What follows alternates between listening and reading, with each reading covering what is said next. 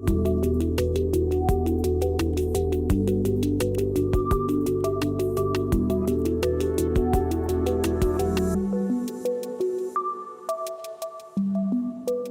thing that might be elastic in Hawaii to housing supply is reallocating properties between the tourism market and toward the local long-term resident populations. Policies that can, directly increase property taxes for short-term rentals or vacant properties can be a way to push housing back in the long-term resident direction.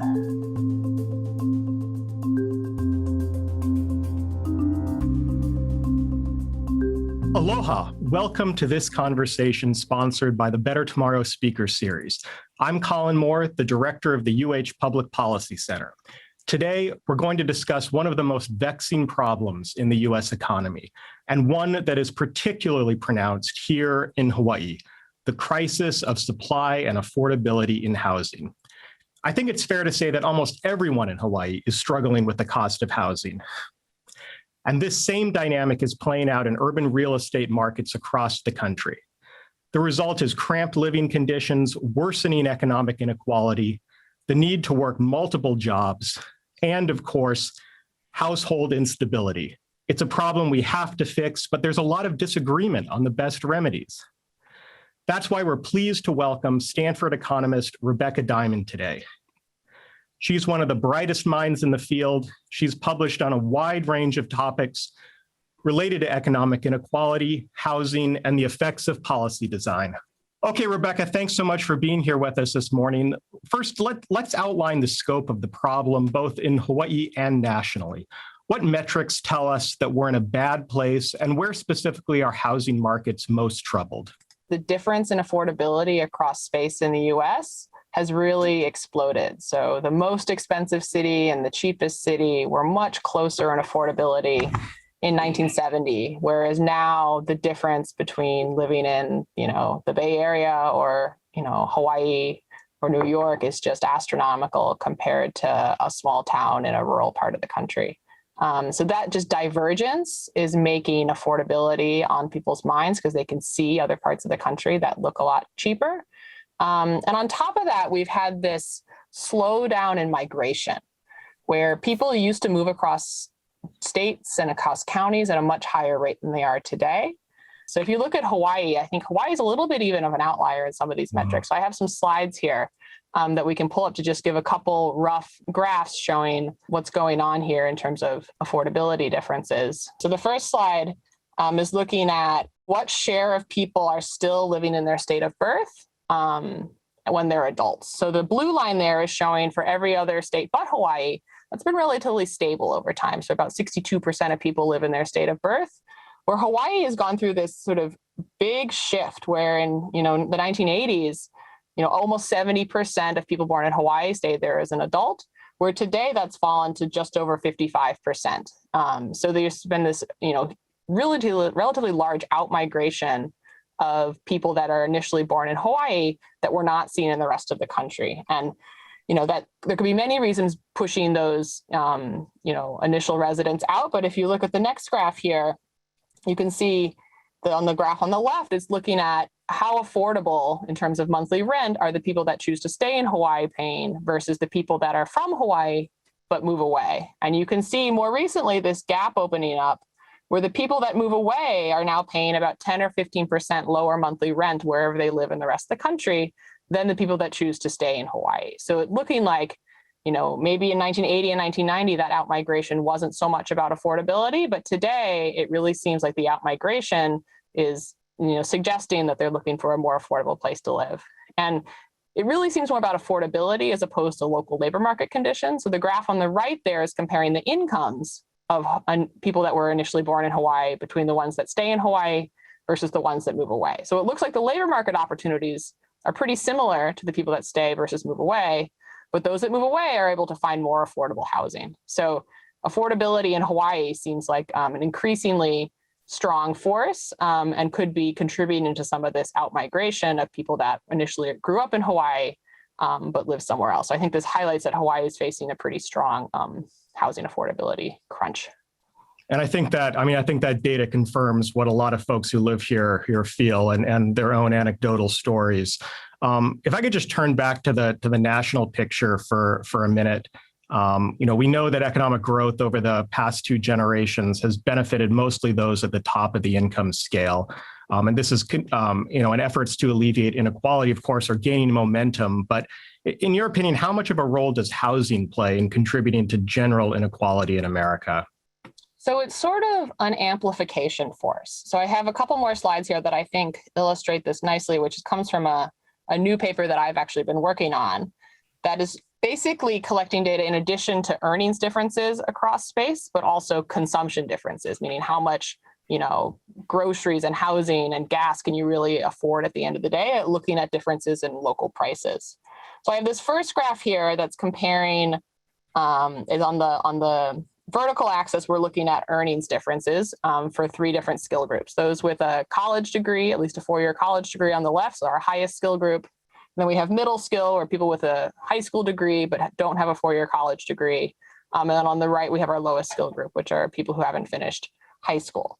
And the plot there is a city's level typical earnings for that group plotted against the local price level. And you see for all of these groups, you see this upward sloping relationship where expensive cities tend to pay higher wages and have higher income for all people. But one thing to note is the slope of that line. So you see for the high skill on that left, that line is very steep. High skill people are earning a lot more in expensive cities, whereas the middle skill and the lower skill line, that's increasingly sort of a more muted slope. They get paid a bit more in an expensive city, but not tons more. And then when you translate that on the next slide to, at the end of the day, how much can you really consume with those earnings? You see that for the middle skill and low skill, there's this downward sloping relationship with affordability, meaning that, even though the income inequality has pushed up the incomes of the high skill a lot more than the middle and low skill, the fact that housing prices then amplify that, where the places that actually have the highest wages for the middle and low skill have such high housing prices that it fully undoes those higher wages. So housing, is going to sort of be this amplification mechanism where initially you can't earn as much as a high skill worker because of just broader, different, technology change in the labor market.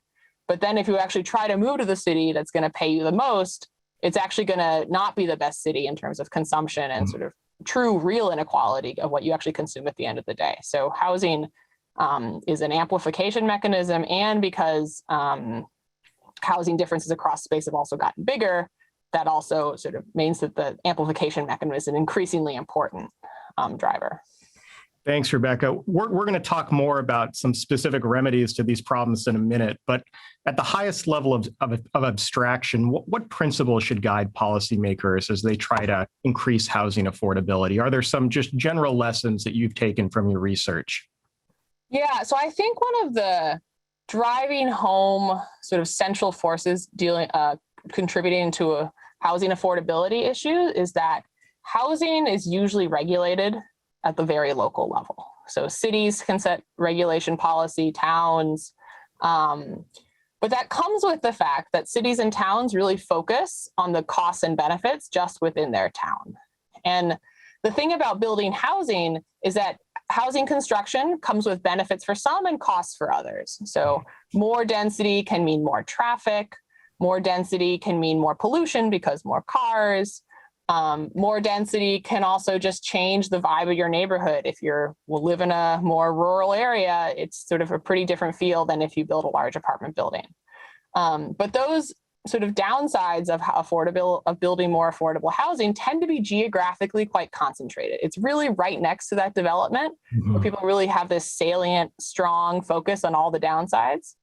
And the upside of building affordable housing, or just housing that can make everything more affordable, just building housing, is that the benefits on affordability are diffuse. So it's small, lower, one apartment building is not going to overturn the affordability crisis in Honolulu. But that one building is going to have a small effect on a lot of rents everywhere. And it's going to be hard to really feel that and see that walking down the street. So when you regulate this at the local level, you're going to really be focused on the negatives because that's what the local residents are feeling. But the diffuse benefits are going to spill outside of your jurisdiction.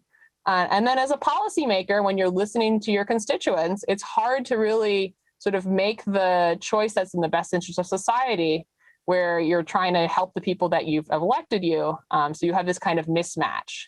So moving housing regulation up the sort of political food chain a bit more to the state level, or even having some federal level incentives, can help internalize some of these more diffuse benefits that a local government is just not really set up to be able to handle. So I think that's at the heart of a lot of affordability crises is this mismatch of the geographic level of regulation versus the geographic scope of the costs and benefits.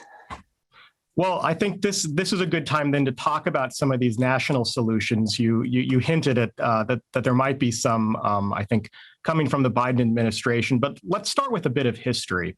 In the Great Society, as a lot of us know, during the Johnson administration, policymakers tried a pretty straightforward solution to improve access to housing by simply building public housing. Obviously, we've transitioned over time to a more public-private partnership model with project-based Section 8 and low-income tax credits. Given all the talk about supply shortages, what do you think the role is for these supply-side programs and other forms of development subsidies? Certainly, we've talked a lot about this in Hawaii, and at the national level. What do you think about that?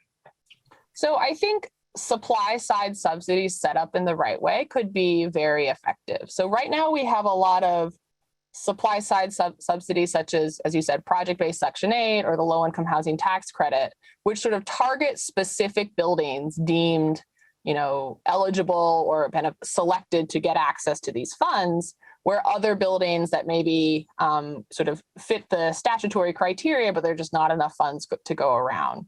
So because we have this sort of mismatch in people of the market potentially willing to supply buildings versus the government funds not able to cover all the developers that would be willing to take up this subsidy, means this sort of, if you just sort of give a few more buildings through subsidy and then leave the private market to kind of fill in the rest, you can kind of have this crowd out effect where I'm going to subsidize this one building, but then the building across the street doesn't get that subsidy. The building across the street then has to respond and compete with the rents that are subsidized, and you can end up sort of undoing the subsidy because you only help certain buildings, and then the private market has to then equilibrate to those incentives. But if you had an incentive that was more just broad-based, which said anyone who builds a building that has rents below X, where X is some affordable level, then you wouldn't sort of be only targeting a few buildings, and you would say anyone who can sort of satisfy these rules, we're actually going to give you this subsidy. That's going to sort of increase total supply as opposed to picking and choosing which buildings we're going to help. So policies that can sort of list a set of criteria, if you can get your rent under this X level that we decide is the cutoff, we're going to help you out and either subsidize your construction, or maybe we'll ease some of the land use restrictions that you would normally have to satisfy. Maybe we'll build higher density levels than normal. That could really push developers to be able to pencil out the costs and benefit, the sort of revenues and costs of building these things, and actually get the total supply to go up. So I would be pretty excited about those types of policies. Sure, that makes sense to me. We had Princeton sociologist Matt Desmond on the program a few months ago, who's most famous for writing a book about eviction in America. And he noted that another old-fashioned program, low-income housing vouchers, actually work pretty well, and there just aren't enough of them. Do you agree with Desmond? So there's definitely some very strong research showing that getting access to a housing voucher can alleviate housing affordability problems for those with access. But exactly as Professor Desmond notes, we really don't supply many of those. And all the research on those vouchers is in this context where only a few people really have access to them. If you were to scale those up to really give everyone a voucher that meets those eligibility levels, that would be a huge increase in access to those vouchers. And I think the sort of what looks like a pretty good cost, a sort of price tag for using one of these vouchers would start to skyrocket, because if the whole bottom of the rental distribution could now afford to pay, those vouchers basically say any apartment below the median rent or 60% of the median rent in your city is eligible. all the rents on those buildings are going to go up to the cap because there's no reason the tenant doesn't foot the bill, the government foots the bill. So the cost of those would really start to skyrocket as you start to expand them. I mean, I don't necessarily think that, we definitely want to redistribute income to these households. I don't think we don't want to help them, but it sort of begs the question of, if really the issue is they just don't have enough income to pay their housing bill, maybe we should just redistribute income as opposed to jumping through all these administrative hoops to actually get them the housing voucher, because housing vouchers require the landlord to set up an account with the government, go through a bunch of checks. There's a bunch of income verification every year to make sure you're still eligible. So it might be cheaper and more cost effective to just do this through regular, cash redistribution as opposed to directly, it has to be tagged to housing. So let me talk to you about an even more radical solution that always comes up when folks are worried about the cost of housing, which is rent control. You've written a really excellent paper on this topic, looking at the effects of rent control in San Francisco, and your research says this doesn't work very well, at least maybe not in the way people hope it might work. Could you talk us through that paper for a minute, and what do you find, and why is rent control maybe not a very good solution to this problem? Great. So there's a lot of different types of rent control out there, but so just to give a little bit of context about when we say rent control, what we really mean. Rent control usually means that when a tenant moves into a rental property, the initial upfront rent is not regulated. There's just a cap on how much the rent can go up if the tenant were to remain in the property. So it's sort of like a kind of insurance. It says if you can afford it now, you're going to be able to afford it going forward. You're not going to get gentrified out of your neighborhood. So this is sort of insurance against displacement due to housing affordability. So that sort of, I think there's a lot to like about that type of setup. The issue with rent control is that this subsidy toward your rental price is essentially fully coming out of your landlord's pocket, right? We're not sharing the cost burden of this subsidy across, broader society. Like owner-occupied homeowners are not contributing to that cost. It's fully on the landlord. And what we find when we studied this in San Francisco, so what we did is we looked at a law change in the mid-90s in San Francisco that expanded rent control eligibility based on the year that your property was built. So we basically could compare people that were already living in properties built in the 1970s, which got access to rent control, versus properties built in the 1980s, which didn't get access to rent control. And this was a sharp law change in 1994. So that basically creates this nice experiment for us where we can compare what happens to the properties suddenly covered by rent control versus the ones that don't get access. And the initial results look pretty promising for rent control. So the tenants that are living in there at the time of rent control expansion show lower levels of displacement from the city, have lower mobility rates in general. They seem to really value that rent control, and it helps them a lot, mostly through just rents are cheaper, and that makes, cost burdens in the rest of your life a little easier. But when we follow this policy over, the longer term, landlords are not, silly. They're trying to, make ends meet themselves. And because this huge subsidy is coming right out of their pockets, they start to supply their real estate to other types of other uses. So we see a lot of conversion to owner-occupied housing because they can get the full value of their real estate there.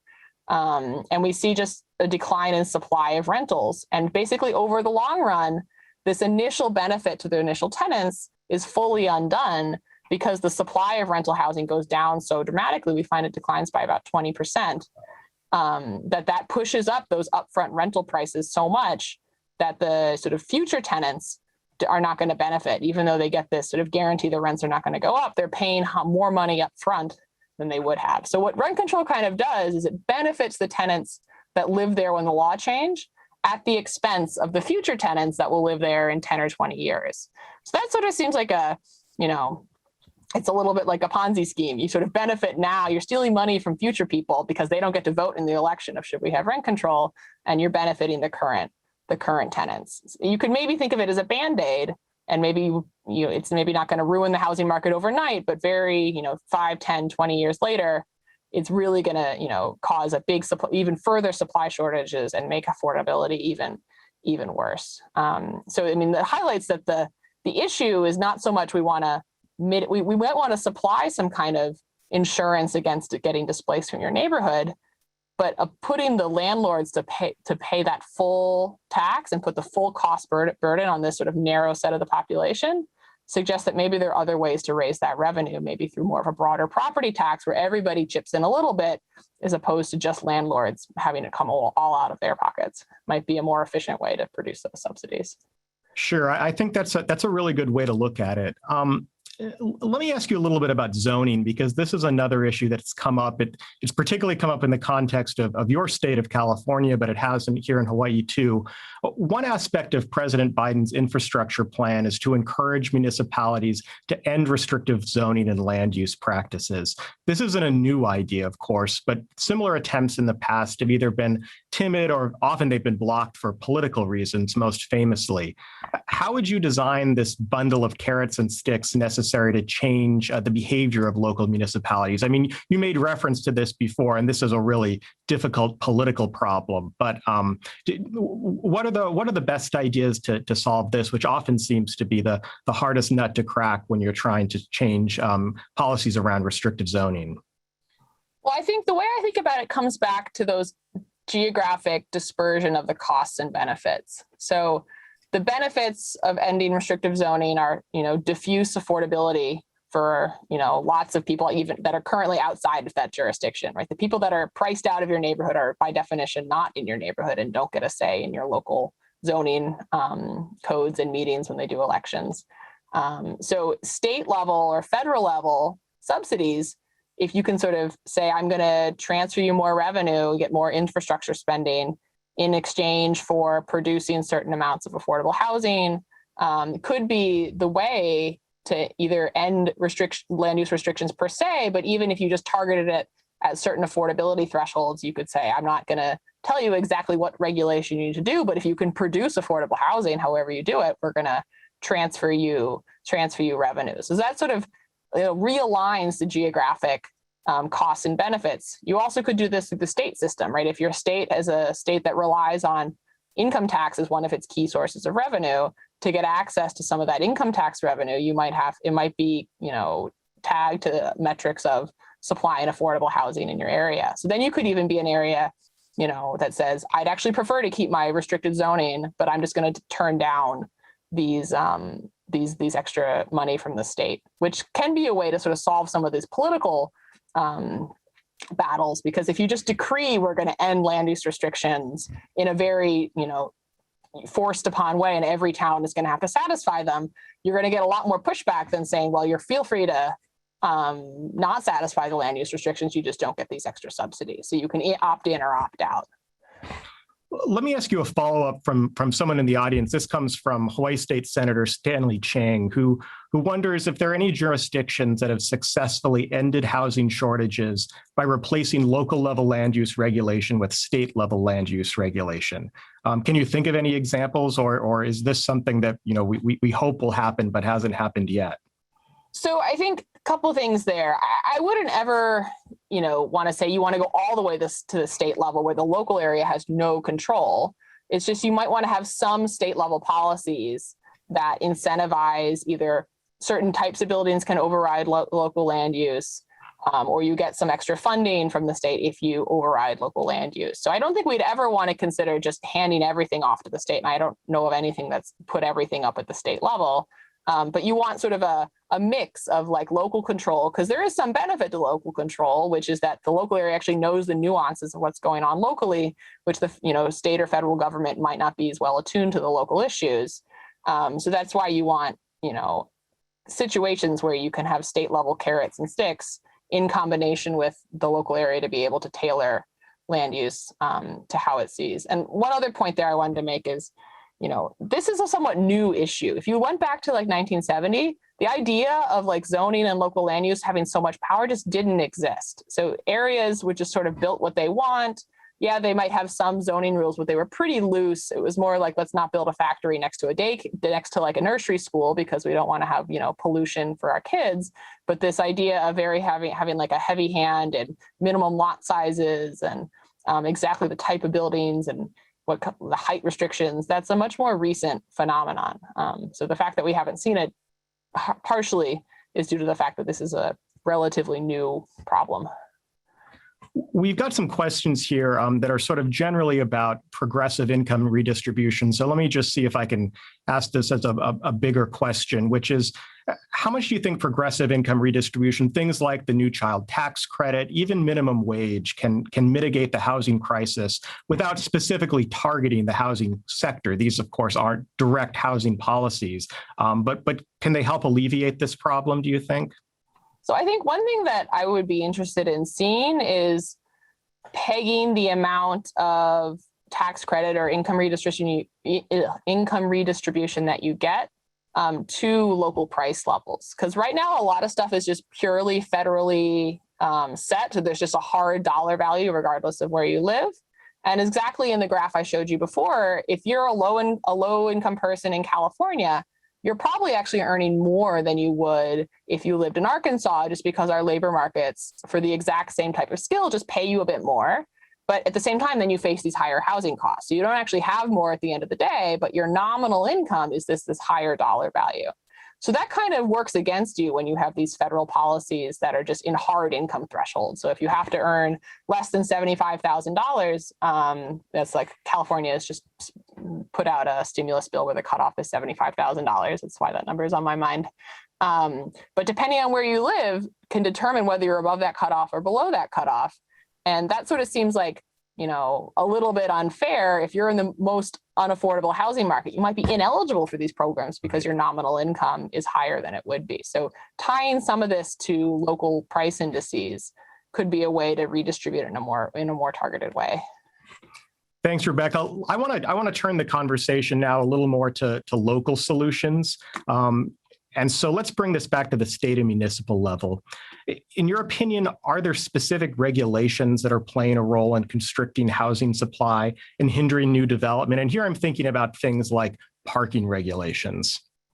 Yeah, so parking regulations are a great example of this. Oftentimes, communities will put a bunch of requirements in to build more housing or even to open a store. So like in one of the local towns around here, to open one more storefront, you have to supply a certain number of parking spaces to open. And the idea behind that is, wouldn't it be wonderful if we could all go shopping and we could all go to these wonderful stores and there's never a parking problem? So we always want to make sure we add more parking every time we build a store. But it's sort of a situation where you can't really have your cake and eat it too, because we want to say we only can open stores or build more housing when they come along with all of these things that solve all of the congestion problems that come along with them. So what you end up doing is you end up having these stores and houses not get built, because to be able to satisfy all these restrictions that if you could satisfy would have this idyllic utopia where we have no problems with congestion, basically that you can't satisfy them. So we just get less housing and fewer stores. But I want to highlight one thing there is that technology is changing, and the idea that we have to solve all of these congestion issues directly through the housing or store, entry rules is somewhat a thing of the past. Like if congestion is the problem, if parking is the problem, these same towns that say you have to build more parking, they also make parking free. So if parking's free, then people are going to park there a lot. And it's going to be, even if you don't really need, maybe you could walk, but it could drive. So you might just drive because it's free to park. So even if you have if you can price parking a little bit, then the people that really need to drive are going to be the ones that drive. And maybe you don't need as much parking then. So that would because you're not pricing parking, you have too many people parking. And because, we worried about traffic and congestion, if you could have, tolling or ways to track, issues that's causing traffic on your street, directly tackling the congestion externalities through the traffic market or through driving and decouple them from supplying housing, with new technology, we actually could do that. So we could actually say, build your housing, but then maybe housing becomes more affordable, but now we have tolling that can track where you go and you have to pay a bit more if you want to drive somewhere super congested at prime time. But that might be very much worth the balance if housing is a much more large share of your total, monthly expenditure. So if we can get that down, you'd probably be happy to pay a few more dollars in tolls.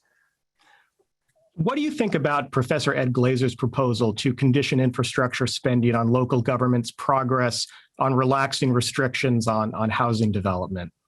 I think that type of an idea is exactly, the direction we need to go. Whether you want to peg it exactly to what are the land use restrictions on your books, or whether you want to peg it to sort of a more output metric where I don't care what your exact rules are, but if you can find a way to supply, of housing below a certain price threshold, you get those infrastructure extra funds. You probably don't want to condition all of it on that because there's lots of other nuance in the world going on. So you might need infrastructure spending, and there might be places in the world that can't find ways to satisfy all that. But getting some of those spendings, some of that extra spending as a function of housing supply or housing regulation seems like exactly the way to solve these spatial mismatch issues of focusing too much on the costs and not enough of the benefits when local areas decide these rules.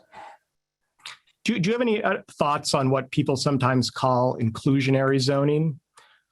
So maybe explain that concept for folks in case they haven't heard of it. So inclusionary zoning is sort of the hot new affordable housing policy out there in a lot of the expensive cities in the US and also just around the world.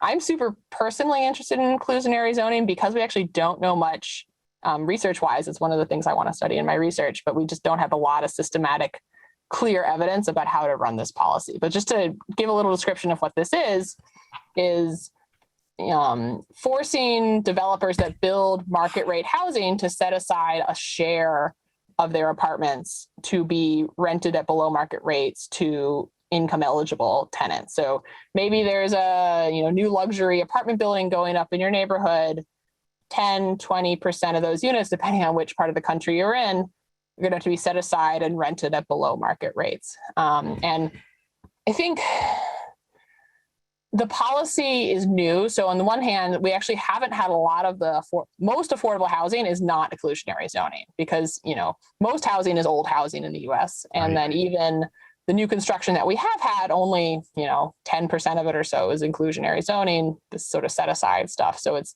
sort of in a magnitude sense, this is just a trivial part of the affordable housing market out there relative to, the low income housing tax credit or just market rate housing that is affordable in certain parts of the country.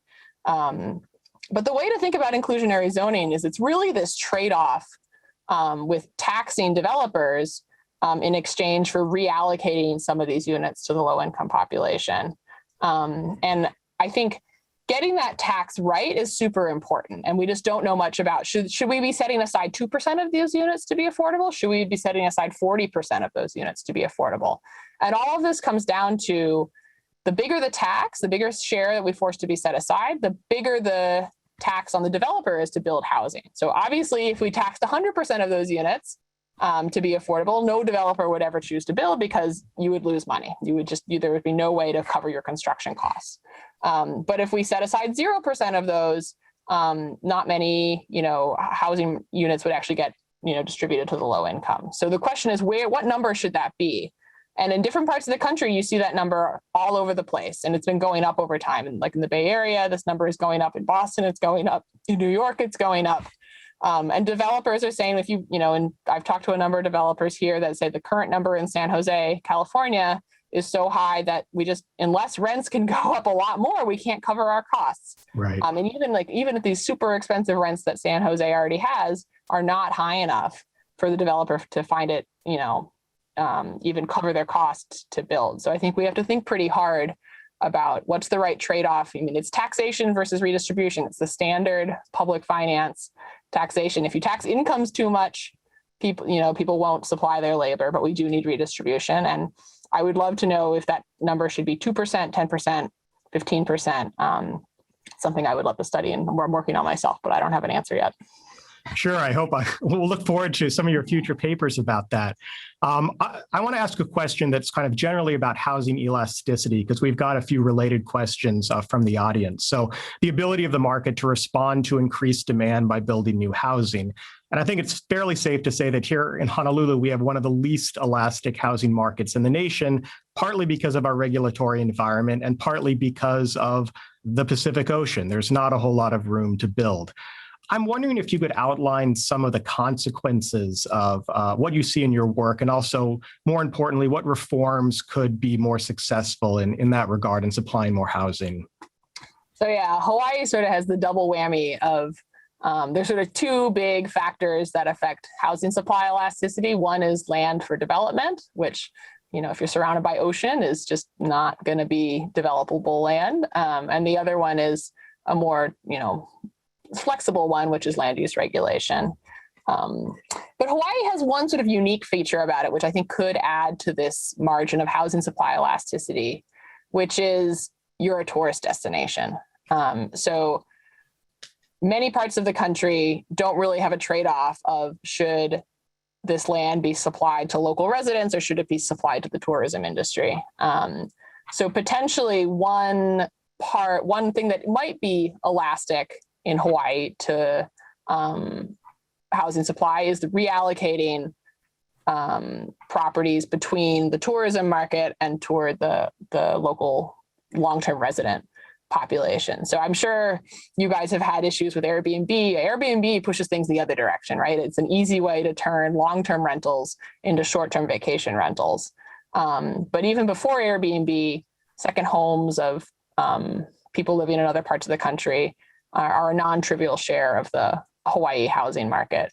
So finding ways to tax the properties that are allocated toward the tourism market both as a way to raise revenue that can then be redistributed to Hawaii residents, but also as an incentive mechanism to push properties back to the long-term rental market can be one mechanism where there actually is some supply elasticity. So you're not going to get more land.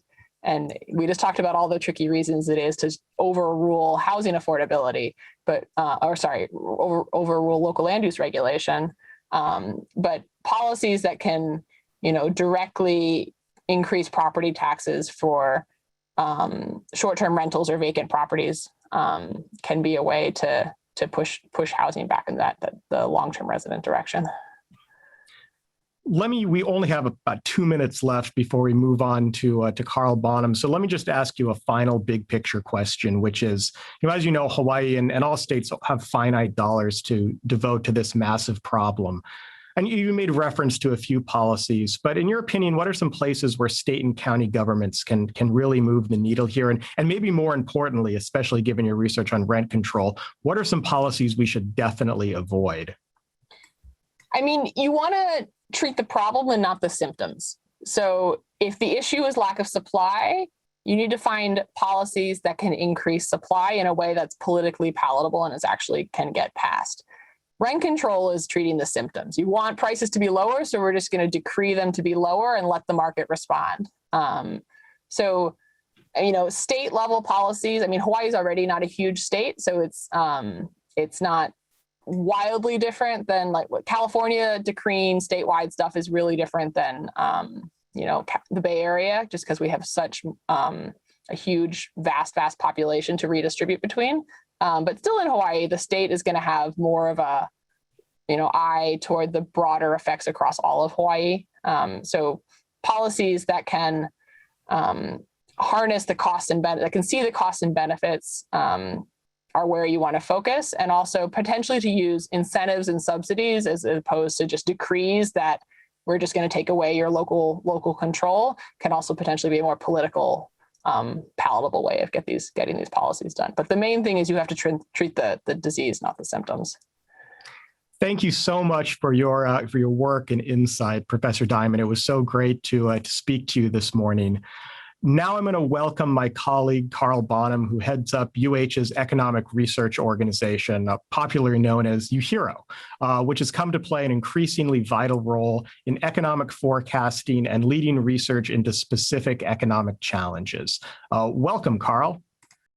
So let's bring the conversation back home here to Hawaii. What particularities set Hawaii's housing market apart from other states? The one that is sort of most obvious, of course, is the geographic constraints, right? While it's true that many metro areas across the country have geographic constraints, whether it's mountains or Pacific Ocean on the West Coast, Hawaii really does face an oversized limit on developable lands. Actually, Sumner LaCroix did a calculation in a UHERO brief or a UHERO report that he did about 5 or 6 years ago, where he calculated using Albert Size's methodology, calculated the amount of developable land, and 92% of the land around Oahu was not developable. This is within a 50-kilometer radius of the metro area. And the next closest, I think, was Ventura, California at 80%. And many places in the country, there's no constraint on developable lands. And so that's one of the big features. And there's been a lot of discussion about regulation and local versus more statewide regulation. And one of the things that really sets Hawaii apart from other jurisdictions is that we basically have two monopoly regulators for every county level. You have the State Land Use Commission that has that really sort of has large control over anything even remotely greenfield, right? Anything that involves a rezoning of land. And then you have the county, right? And so the city council, and what's different is that, you know, if you live in Kahului and you are unhappy with home prices and you're unhappy with, you're a developer maybe, and you want to build a housing development, and you're not happy with the 50, 60, or 70% inclusionary zoning requirement, you can't drive 20 miles away and find a different town, right? Everywhere else in the country, if you were living in Austin, Texas, and you thought their rules were too restrictive, you could drive 20 miles east to Manor, or you could drive 20 miles north to Round Rock, or you could drive 20 miles southwest to Dripping Springs, and all of them will have a different set of rules. But we don't have that here. It's one size fits all at the county level. And so this is something that Rebecca talked about a lot, and that really does make Hawaii unique. You made reference to this, but maybe I'll just ask you this question more directly, because there's been a lot of solutions that we've tried here over the years. What has not worked? Well, I mentioned inclusionary zoning, and this was something that you talked about with Rebecca, and it's really not all that new in Hawaii. Mm-hmm. I actually, in doing some preparation for this, I went back and I looked at The Price of Paradise. The first edition, I think, was published in 1990. And this was a book that was really written for a lay audience and edited by Randall Roth and many others. And Lou Rose wrote a piece. There were several pieces in that book on housing costs and cost of living. And Lou Rose was a urban and land economist at the University of Hawaii when I first came here. He wrote a piece with Bruce Plash that at the time was talking about the state's 60% inclusionary zoning requirement. And this was basically saying, look, what this is doing is it's a tax on developers. And if the tax is high enough, it will restrict housing. It will reduce supply, right? If you have less supply, it's pretty hard for you to drive down costs. Move forward 20 years later, and I wrote a piece with Andrew Kato and Kim Burnett that looked at inclusionary zoning on Oahu and basically came to the same conclusion. Mm-hmm. Move forward to just about 5 years ago, and Sumner LaCroix wrote a really nice piece that is on UHERO's website, titled "A New Perspective on Land and Housing in Hawaii," basically came to the same conclusion. We've been doing this in Hawaii for as long as I remember, and things have not gotten better. Rebecca mentioned that there hasn't been a lot of research. I agree with that. I haven't seen anything that I would say. I look forward to. Hopefully, she can produce some really solid research. It's very, very difficult because the rules are very different all over the country, and it's really difficult to identify causal effects here. But I'm unaware of any research that suggests that these policies have worked. Maybe, and I'm a much bigger fan of using incentives, like she talked about, and we're beginning to move in that direction with some sort of inclusionary upzoning incentives, right? If you build affordable housing, you get a higher density, for example. Oftentimes they're still mandatory. There's not a lot of voluntary programs in Hawaii. So much of what we've done has not worked. What has worked? Has anything worked? Well, I guess I would argue that what has worked well has been instances where the state, largely the state, has gone in and invested in the infrastructure for housing. So they've put in the sewers, they've put in the roads, they've put in the necessary infrastructure. So instead of passing those costs on to a developer, and the developer is not the enemy, right? If you pass the cost on to the developer, it ends up in the cost of housing. And many of these infrastructure improvements have a more broad use, right? It's not literally just for the housing. If we never repair the sewers in Metro Oahu, and as a result, I don't mean just repair, but we never increase the capacity of sewers, say in Mo'iliili, for example, and we never get any infill housing there. Okay, eventually we will have to replace those sewer lines just because of depreciation and decay. And so these infrastructure investments have broader value than just for the new housing. But where we've seen big infrastructure investment, Kapolei is probably the best example. We also saw enormous amounts of housing construction. Imagine what our housing situation would be like on this island right now if we hadn't built out EVA. Mm-hmm. And so I think those are really good examples of what has worked. Let me ask you about a policy. We've got a few questions related to this from the audience. A policy that has gained a lot of attention recently, which is the idea of building housing on state-owned land, lease housing on state-owned land to develop mid-price condominiums. Is that a viable way to increase supply, do you think? Well, look, housing is the number one cost. I'm sorry, land is the number one cost. And if you look nationally, places where land is a larger share of housing costs experience bigger swings in housing prices. You think about what happens to the cost of building a home over 5 years or 10 years, it doesn't double, right? The thing that causes home prices to double is land.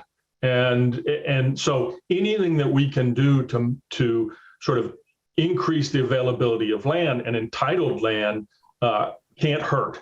And so, yes, it's I think making that land available, whether it's making state land or county land available around transit stations for long-term leases. There's been an effort in the ledge over the last several years in fact, we have a new school facilities agency that I think it's actually called School Facilities Authority as of this session.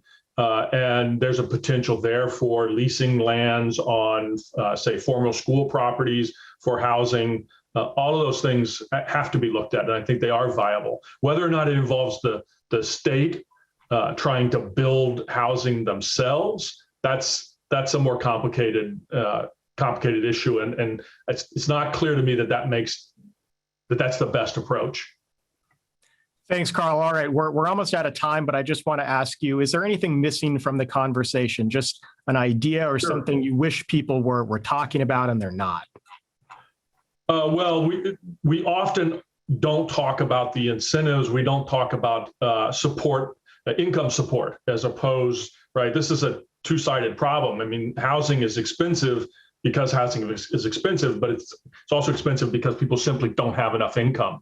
And Rebecca talked about income support programs and income redistribution programs. And she also brought up, I think, a very important topic, which is short-term vacation rentals. And those, so in statewide, before the pandemic, there were about 30,000 short-term vacation rentals listed. That represents something on the order of 35% of all the vacant housing in the state and about 5% of the total housing stock. And that's a much bigger proportion than it is in sort of even if you look at just the top 10% of all metro areas in the country, we're orders of magnitude more concentrated in short-term vacation rentals. And I think there is good evidence that that's working in the opposite direction to what we would like. It's constraining long-term rentals, and it is contributing to rising housing prices and rents. Sure. Well, thanks so much, Carl. I really appreciate you joining us this morning. Now I'd like to welcome the chair of the Housing Committee in the Hawaii State House of Representatives. Aloha, Representative Nakamura, are you here with us? Yes. Hi, Colin, all right. I'm here. Terrific. Thanks so much for joining us. Let me start about just a general question about what the legislature has done during the pandemic to protect renters. And do you think that's worked well? Well, I'm super excited. We passed HB 1376, which helps to address the problem of tenants that are behind in their rent. And so we passed this bill to create a mediation program that would happen before a landlord begins the process of eviction. So this will hopefully stem the number. Phil Garbodin had estimated that there's over 10,000 families that are behind in rent, and it would cause a huge backlog in our judiciary system. So we worked over last interim to bring all the landlord tenant representatives, the judiciary, mediation centers, property managers, the realtors got involved, and the Hawaii Housing Finance Development Corporation to really have the discussion along with a number of representatives who were concerned about this issue and came up with a program where tenants and landlords will go to mediation first before going through an eviction process. And we've also funded $4 million that will go out to each of the counties so that this can happen and the mediation will happen on each of the islands. Is there more that we should be doing as we're still coping with the pandemic? What are your plans for next session, for example? Yeah, I think we have to aggressively promote housing at all levels because there's a need at all levels.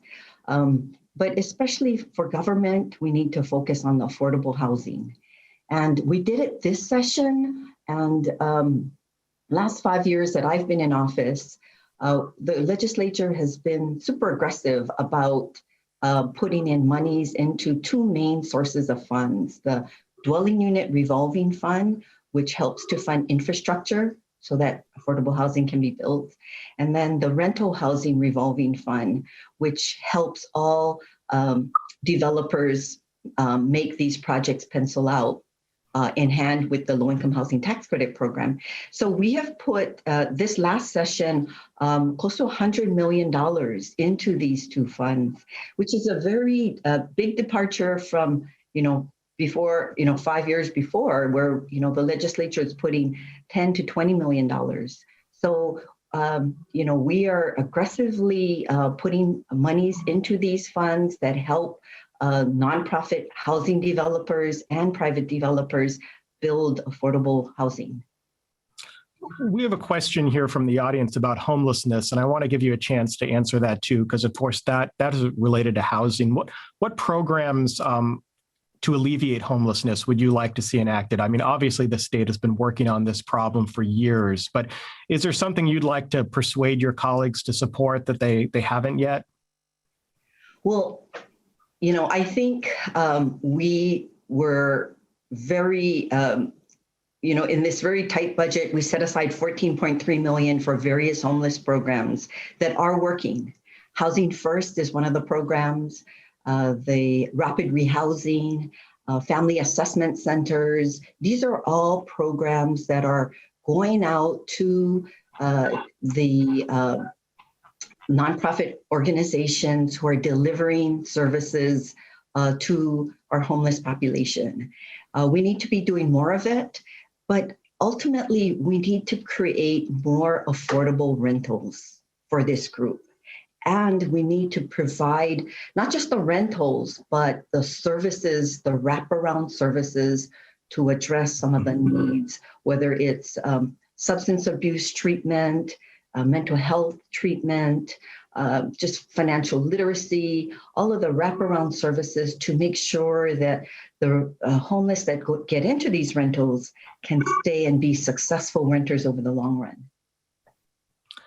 5 or 10 years from now, what are your hopes for your committee? What do you hope gets completed if you had to look back 5 years from now? What do you want to say? I'm so glad we did that, and I'm so glad it made a difference. Yeah. Right. I'm really concerned about the Native Hawaiians who are disproportionately homeless. and who are living in overcrowded housing situations. And the data is there, it's clear, and we've put together a working group with some of the Native Hawaiian organizations, with HHFDC, and legislators to really dive deeply into this. So over the next 5 years, there will be close to 8,000 to 10,000 housing built. And we want to make sure that Native Hawaiians are renter ready and mortgage ready. So when the units come online, that they can be successful renters and homeowners in the long run. That's one of the initiatives that I'm really looking forward to working on, developing relationships with the OHA and DHHL so that we can target the families who need these units. I'm also a big fan of self-help housing, and we were able to pass HB 79 this year that sets up a affordable home ownership revolving fund. So families on Kauai who are building the Kauai habitat, they're building homes for $250,000. And at the closing, those homes are valued at $450,000, right next to an elementary school. Same thing at Pokai Bay on Oahu. Families are building homes for $300,000. They're doing it because of the sweat equity they put into building these units. They gain a lot of skills. And at the end of the day, those homes with ocean views are valued at $700,000. So this is the way, by setting up this fund, they're able to get 82% of their funds from the federal government for construction and long-term mortgages. So this is just to leverage the federal funds. And I think we have sophisticated nonprofits. They know how to do it. They know how to get the federal funds. So this is a way to get more families into homeownership and really help to build the middle class. That's terrific. And that's exactly what we need. Thank you so much for speaking with us today, Representative. I'd also like to thank Rebecca Diamond and Carl Bonham for their thoughts on this vital topic. This won't be our last conversation on housing because it's one of Hawaii's greatest challenges. As these conversations unfold, I hope we see movement on some of the proposals we've discussed today. Before we close, I'd like to thank our sponsors for the series as a whole, our partners at the Hawaii Community Foundation and Kamehameha Schools, as well as our series sponsors within the College of Social Sciences, the William S. Richardson School of Law, and UHERO. Also sponsoring today's conversations are departments of economics and urban and regional planning, as well as the Scholars Strategy Network and the Public Policy Center. Thank you so much for tuning in, and please join us next time. Aloha.